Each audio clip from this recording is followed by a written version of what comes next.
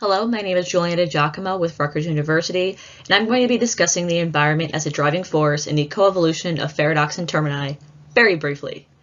The study begins to specify the evolutionary factors of life's earliest proteins capable of redox reactions, which are oxidoreductases. These proteins are so diverse it has only recently been determined that they are polyphyletic, where 50% of all metal-containing oxidoreductases have a single origin, from a protein fold represented by extant ferredoxins. Therefore, the study of the origin of ferredoxin serves as a proxy for the origin of oxidoreductases.